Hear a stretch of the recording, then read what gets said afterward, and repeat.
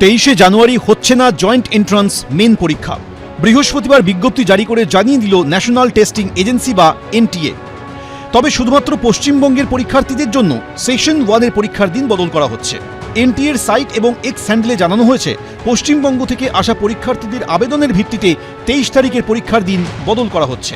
যেসব পরীক্ষার্থীর আগামী 23শে জানুয়ারি পশ্চিমবঙ্গে জেইই মেইন পরীক্ষায় বসার কথা ছিল, তাদের পরীক্ষা ওই দিন হবে না। ওই দিনের পরীক্ষা কবে হবে পরে জানানো হবে। এর আগে আগামী 23শে জানুয়ারি জয়েন্ট এন্ট্রান্স মেইন পরীক্ষার দিন ঠিক করে এনটিএ। ওই দিন নেতাজি সুভাষচন্দ্র বসুর জন্মদিন, পাশাপাশি ওই দিনই সরস্বতী পুজো। সেই কারণে কেন্দ্রীয় শিক্ষা প্রতিমন্ত্রী সুকান্ত মজুমদার পরীক্ষার তারিখ বদলের জন্য চিঠি দেন কেন্দ্রের শিক্ষা সচিবকে। এদিকে রাজ্যের তরফ থেকে শিক্ষা দপ্তরের প্রধান সচিব চিঠি দেন এনটিএর ডিজিকে। এই প্রেক্ষিতে এদিন এক্স হ্যান্ডেলে মুখ্যমন্ত্রী লেখেন, এনটিএ 23শে জানুয়ারি জয়েন্ট এন্ট্রান্স পরীক্ষার দিন ঠিক করেছিল। সেদিন নেতাজির জন্মদিন এবং সরস্বতী পুজো। ওই দিনটি ছাত্রছাত্রীরা শ্রদ্ধার সঙ্গে উদযাপন করতে চায়।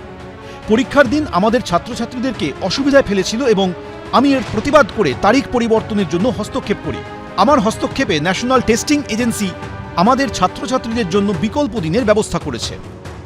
নেতাজির জন্মদিনে এরকম জয়েন্ট পরীক্ষার ফেলা, তো এটা আমার মনে হয় যে এটা শুধু এর পেছনে যদি কোনো গূঢ় রাজনৈতিক উদ্দেশ্য থাকে সেটা তাঁরাই বলতে পারবেন, যে নেতাজি জন্মদিনকে এইভাবে অবহেলা করা বা তাচ্ছিল্য করা বা এইটা তাদের আছে কিনা বুঝতে পারছি না আমরা। কিন্তু আমরা যেহেতু ধারাবাহিকভাবে বাঙালি মনীষীদের একটা অপমান আমরা দেখতে পাই কেন্দ্রীয় বিজেপি নেতাদের কথাবার্তায়, এটা তারই একটা মানে এক্সটেনশন কিনা, সম্প্রসারণ কিনা, সেটা ভাবার বিষয়।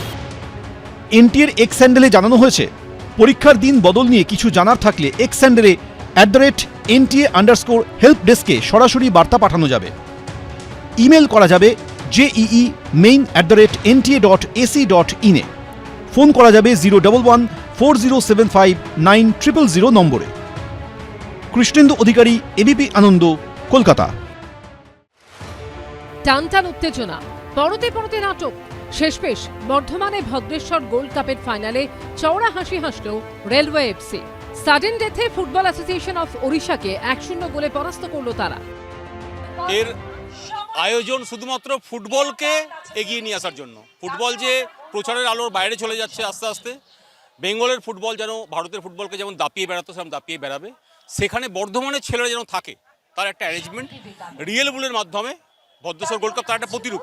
রিয়েল বুল প্রতিদিন প্র্যাকটিস করায়, আর ভদ্রেশ্বর গোল্ড কাপ তাদেরকে উদ্বুদ্ধ করার জন্য একটা মানে অনুষ্ঠান আর খেলা। 5ই জানুয়ারি থেকে সোমবার পর্যন্ত বর্ধমানে স্পন্দন স্টেডিয়ামে চলেছে ভদ্রেশ্বর গোল্ড কাপ, যার উদ্যোক্তা real bull football coaching centre. সোমবার তারই ফাইনালে মুখোমুখি হয় রেলওয়ে এফসি ও football association of Odisha. Sudden ডেথেই হয় ম্যাচের ফয়সালা। এই দিন ফাইনাল খেলার আগে প্রীতি ম্যাচে মুখোমুখি হন মোহনবাগান ও ইস্টবেঙ্গলের একঝাঁক প্রাক্তন ফুটবলাররা।